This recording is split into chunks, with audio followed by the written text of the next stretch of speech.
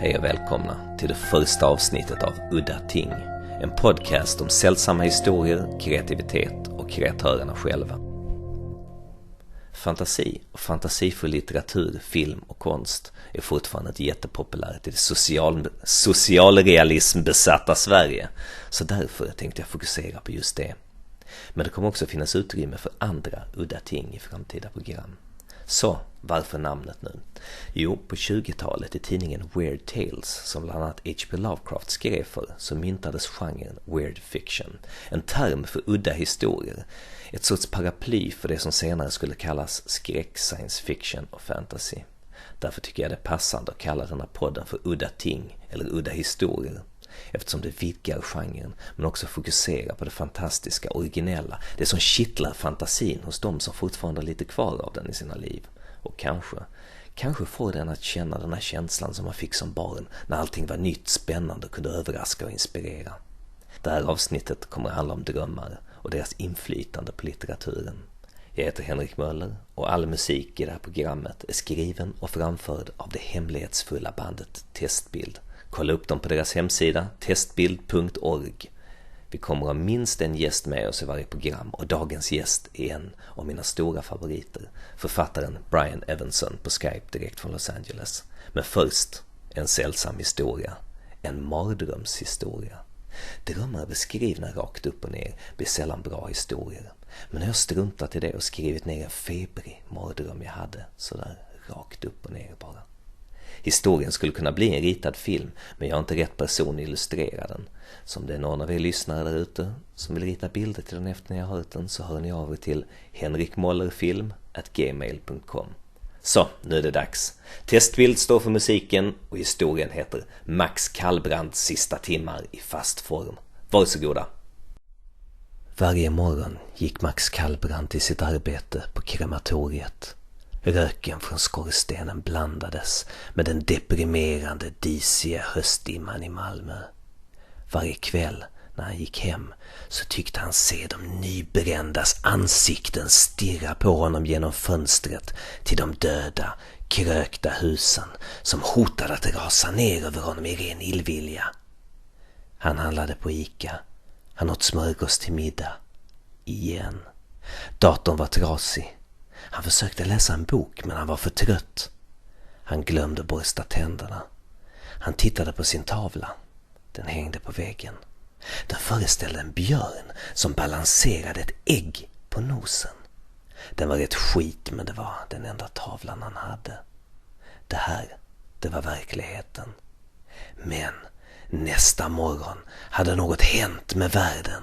Solen hängde döende med ett blekt grått sken genom det spräckliga diset och luften var fylld av vitkorniga prickar som svävade fram. Tavlan av björnen, den var också förändrad. Nu var ägget knäckt och innehållet hade runnit ner över björnens ansikte som en giftig manet i färd med att kväva honom. Det betydde någonting. Han funderade men inget kom. Han var för dum i huvudet. Han gick ner på gatan. Plötsligt blev det mörkt, som om solen hade gått i molnigt och åskväder, och han kände närvaron av något bakom sig på den annars helt folktomma gatan. Något så obehagligt att han tvekade att vända sig om. Plötsligt trängde ett blått, blinkande ljus fram bakom honom. Polisen var hans första tanke, men ingen bil syntes till. Det var då han fick syn på dem. Det var de som gav ifrån sig ljuset. 3 stycken var de. Ansiktslösa, grå huvuden med en sorts organiska parabolantenner som svävade fram på manettrådsliknande slemtrådar. Det var dessa antenner som pulserade och skiftade av ljus i blått till lila till rosa. Fasan var så strypande och han bara visste att det var de här varelserna som låg bakom förändringen i luften. Max gjorde sig redo att fly, men antennerna vinklades och skickade bländande ljussken rakt i ansiktet, så fick hans sinne att kräkas och hans tankar att byta plats med deras.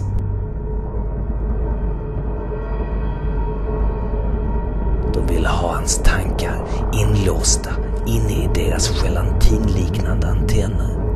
Han var på väg att förlora sig själv. Det var dags att fly, nu! Hans ögon värkte och han kände att delar av hans ansikte hade förlamats när han sprang genom Malmös ödsliga gator under en disig himmel med trögflytande, likrökiga dimslöjor. En djup depression lyckades tränga igenom fasan han kände när han upptäckte att varelserna följde efter honom. Han sprang i panik tills han plötsligt märkte att han stod upp till knäna i vatten.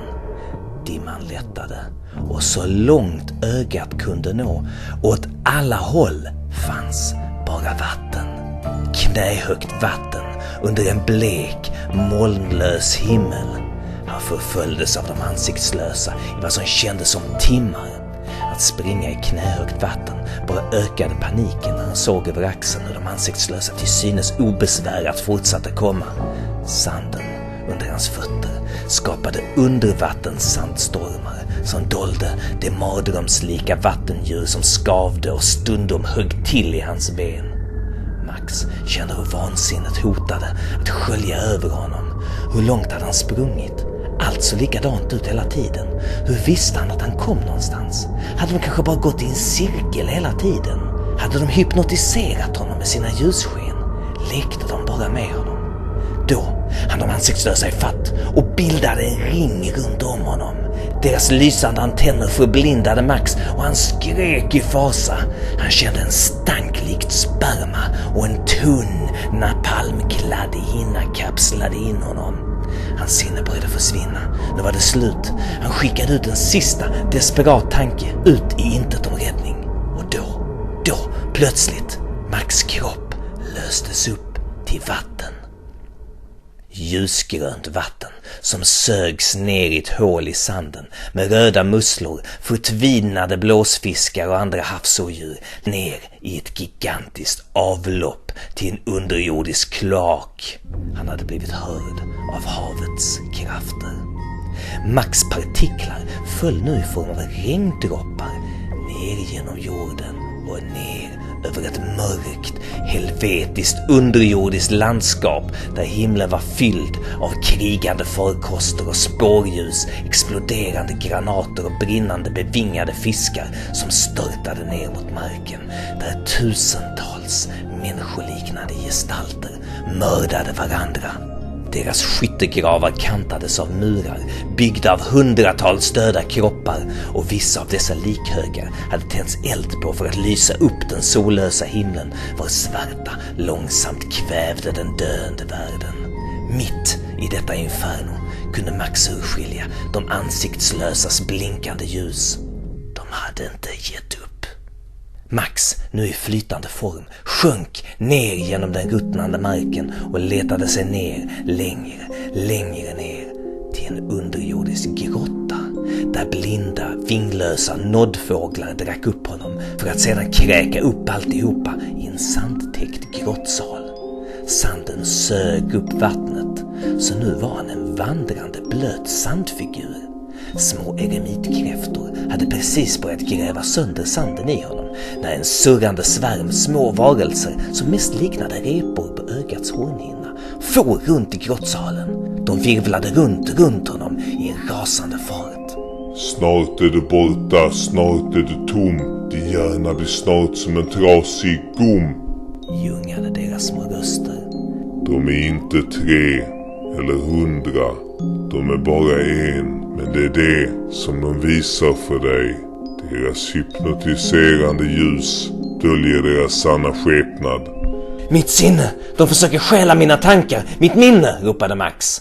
De små varelserna får runt och plockade isär Max gruskorn för gruskorn, och sedan flög de upp under jorden, och högt över Malmö flög de och strösslade ner honom som miljarder gruskorn.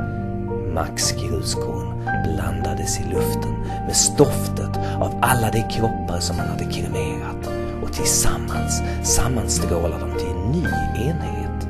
En enhet som underhöll sig själv med att projicera sina tankemönster över himlen. Där var de säkra. Nere på marken så vandrade de ansiktslösa i flockar. Han kunde se deras lysande antenner som gjorde människorna hjärndöda.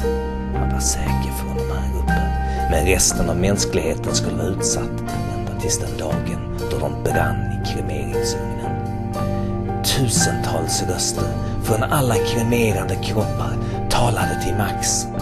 Han hade slutligen funnit en gemenskap. Det där var alltså Max Kallbrandts sista timmar i fast form, skriven och framförd av Henrik Möller med musik av Testbild. Nu har det blivit dags för vår första gäst, Brian Evenson, och jag är väldigt peppad för han är de mest fantasifulla levande författarna där ute. Brian Evenson är en av dem som fortfarande genrebestämmer sina noveller och romaner som weird fiction. Han har skrivit bland annat en bok som jag kan rekommendera som heter Immobility. Handlar om en person som beskrivs som en sorts albinovarelse som växer upp ur en cryogenic sömn av människorna. Världen har gått under och stora delar av världen där utanför staden de befinner sig är så kraftigt radioaktiv att ingen utom just han kan vistas där. Han är återuppväckt för ett uppdrag, att finna vad människorna beskriver för honom som frön som de ska kunna så och bygga upp jorden igen. Problemet är bara att han är förlamad från midjan ner, så på resan får han med sig 2 gigantiska män som turas om att bära honom på deras ryggar. Frågorna som ställs i början av historien är: kommer han hinna tillbaka innan hans bärare dör av strålningen? För det kommer de att göra och det vet de om redan från början. Men också, vem är hans uppdragsgivare? Varför är de så hemlighetsfulla? Berättar de hela sanningen för honom? Kan han lita på dem? När jag första gången hörde talas om Brian Evenson, då var jag på H.P. Lovecraft-festivalen i Portland, Oregon med min film Demonen och besökte då Powell's Books som är en av de största bokaffärerna i världen. Där träffade jag en excentrisk 2 meter lång medelålders man, ett stort spretigt skägg. Han heter Chris och vi hade samma intresse för weird fiction.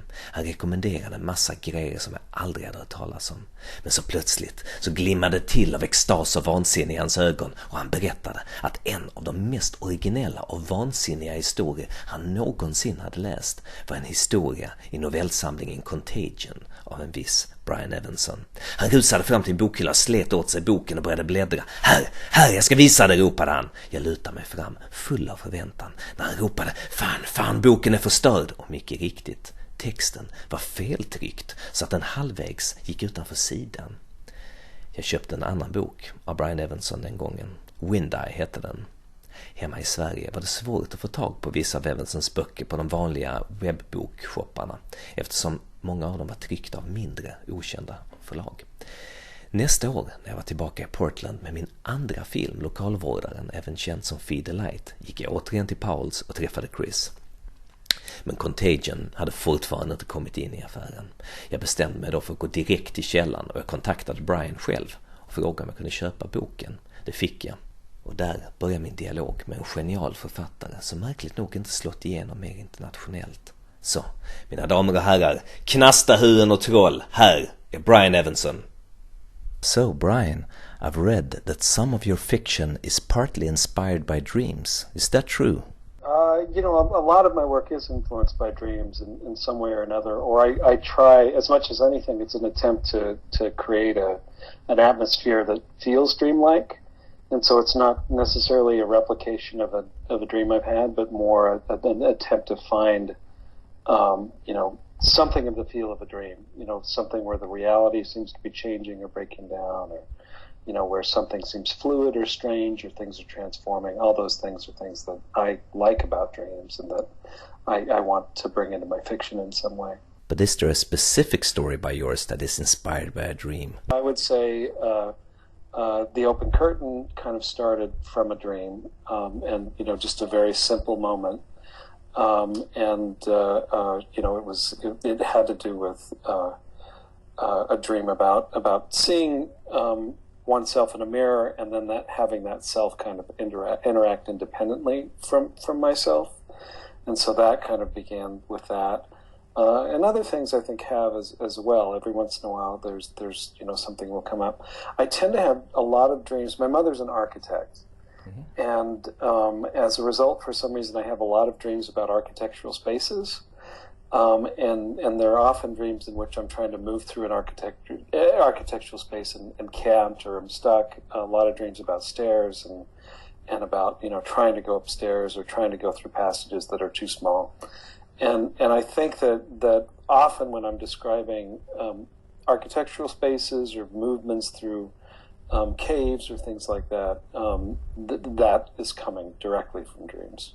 I think you're talking about your novel Grottor, and grottor means caves in Swedish. Yes, So yes. But was there a reference to Sweden or Norway in that story? I can't really remember. Something about that. Not so much. I mean, it's set in Utah, but there's a lot of details. I think that Marmor is the name of the grandmother, which is also from Swedish, and I'm Swedish American, so I think it's partly tied to those things. But yes, I imagine that'd be a very different story to read if you're Swedish and know all those little hints and clues. But the moment I think at the end of Grottor, where he's moving through the caves and it's he's getting stuck in the caves, or in the passage, that started as part of the open curtain. So the open curtain, when it was originally written, was had a very different ending that just didn't work, and I took kind of aspects of that and brought it into the ending of Grottor, and so I think that's where that really came from, and that is very much based on dreams and dreams of being stuck in caves and things. I think I should start from the beginning. Part of the thing that inspired this podcast is a quote from Dan O'Bannon, who wrote the script to Alien, the first Alien. And he said that whenever he got writer's block and he had a problem in writing a story, he said that he would lie down on the bed and try to go to sleep. And what he meant by that was when you're slowly descending into a dream or coming out of a dream, that little space in between is when you can really control your dreams, and you know that you're dreaming, but you're still in this sort of sea where you have where you easily can grab ideas or free flowing ideas. I don't know exactly what's happening, but I guess you're free from stress and pressure to deliver a story on time, and a lot of barriers are gone. So. Yeah. No, I know people who talk about kind of when there's a moment in sleep where you have a synaptic jerk, and if that's kind of a very creative moment, if you can get up and write after that, then something will open up or change. How exactly would that work? Does it mean that you wake up when you're having this? Yeah, I think it's if you're dreaming or asleep and you have this kind of body jerk that wakes you up, then you're in this state where you're still close enough to the dream state that you're open, I think, in a different way. And so I know writers who kind of have trained themselves to kind of, if they have that moment where most of the time if that happens, we just go back to sleep. We have a moment in the dream that kind of wakes us up, and then we just turn over and go back to sleep. And some people have trained themselves to get up and just write at that point. There are things like I think I had something like that when I would write very late at night and kind of be half asleep or fall asleep and wake myself up and work a little bit and kind of drift off. That did put me into a state that was like that, similar in some ways. Did you do this many times, or was it just a one-off? A lot of the stories, especially my early stories, were written very late at night because I had a young child. And I was often really exhausted during the day, and so I would be writing and kind of half falling asleep and half waking up, and it ended up being a very odd experience. I have a book called Dark Property that was kind of written upstairs in an old house that had really bad insulation, so that you could just hear the wind blowing through the walls all the time, and I would be half asleep and kind of inventing words and trying to remember words that were kind of obscure and rare, and when that, you say inventing, excuse me, you say inventing words, you mean that there were parts of the story that you had to fill in the blanks by yourself, or do you mean actually inventing words? So that, of all my books, that's the one that has the most neologisms in it. So it just has a ton of words that are either created or that were kind of regained from earlier in the English language. So words that had fallen out of usage and things like that. And so there are a lot of words in there that maybe only occur in that book and nowhere else, or have occurred in the 18th century and then occur in that book. But that was a function, I think, of being, in this mind state where things were fluid and my mind was kind of operating almost at a subconscious level, and it allows something to happen that's really interesting ultimately. And I, for me, one of the interesting things about writing is trying to get into this position where your decisions as a writer are being made almost at the same time as you're writing. And so you don't necessarily plan the story out in advance, but you kind of put yourself in a position where you're kind of open to what's happening, and then the story will surprise you and kind of, keep you going in interesting ways. So I have a story called Wind Eye, and in the story Wind Eye, which the main character goes and sees his mother, and the mother says, "You don't have a sister." That's something that I didn't know I was going to write until the moment I was writing it. And so it's not exactly a dream, but there is this something about the subconscious mind kind of working behind your head and kind of deciding what you're going to do and kind of leading you forward, which I see very much as the kind of same thing as a dream trying to tell you something, or a dream trying to kind of, expend some energy in a way that you don't really understand needs to be expended. The story started because someone I went to a poetry reading and someone mentioned this old Norse word Vendalga, which means wind and eye. I imagine there may be a similar word in Swedish, and that kind of got me thinking. The idea that something, what we call a window, actually means wind and eye, and that just kind of worked on me over time. Not in Swedish, but in Danish, the word for window is vindue, and it literally means wind eye. The Swedish word is fönster, and it's the same as which is from German. Germany, fenster, yes. So window must come from the same meaning exactly. But yeah, I think Norwegian has a word. I think maybe it has several words, and the least common is the one that would mean wind and eye together. Yeah. So yeah, I'm very interested in those moments where language, starts to reveal something about the world that might be different than what we know. And of course, I mean, when you look at things like dream interpretation, the kind of weight that you put on words and misheard words and things like that is really interesting as well. Most people usually says that it's because when they're working too much, they have a daytime job and they're working too much, that kind of takes over and kills their imaginative life. Mm-hmm. So that sort of affects their dreams. Well, I don't know if you agree to that. You seem to have another take on it.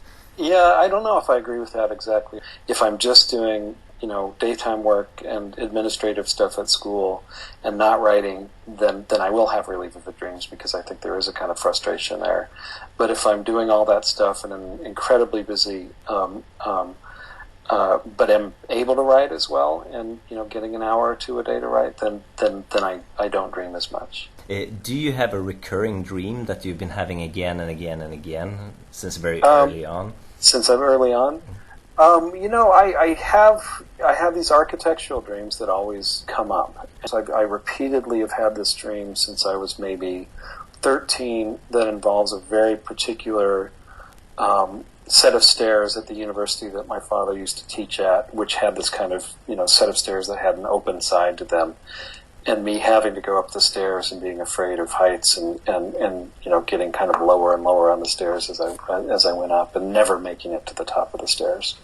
And that's happened, I probably have had that dream 24 times over the course of 40 years. I've had a recurring dream, a recurring fever dream that I had since very early on, that I'm walking knee-deep in water in this endless landscape, and my feet are stirring up the sand at the bottom so I can't really see my feet, and it's this imminent sense of danger that there's something hidden down there that's biting and attacking my feet. Yeah, no, that's an interesting dream. So I have a story that's very much like that, about people walking through water endlessly. The story that Brian was talking about was called The Angel of Death, and it's part of the Wind Eye collection. The Angel of Death is about 8 people moving through water, and they have to keep moving, constantly moving, and one of them is taking notes of what's happening, and that is what we're reading, and one of them is the Angel of Death. From one thing to another, I've heard that you're also a teacher in epistemology. I do teach some epistemology, yeah.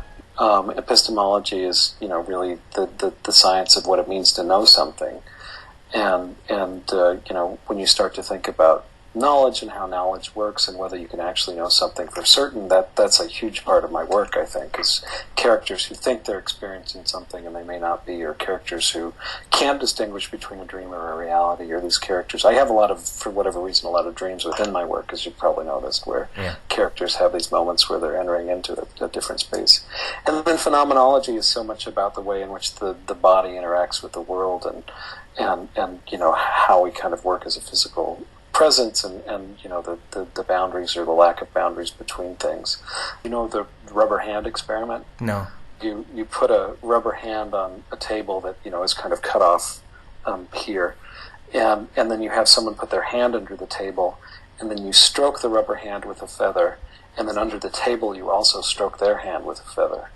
And then what happens for them mentally is they feel the sensation and they see the hand being stroked. And eventually, after 6 or 7 minutes, you imagine an arm that connects to the rubber hand coming from your own shoulder, because you're just trying to make sense of the fact that you're experiencing this sensation.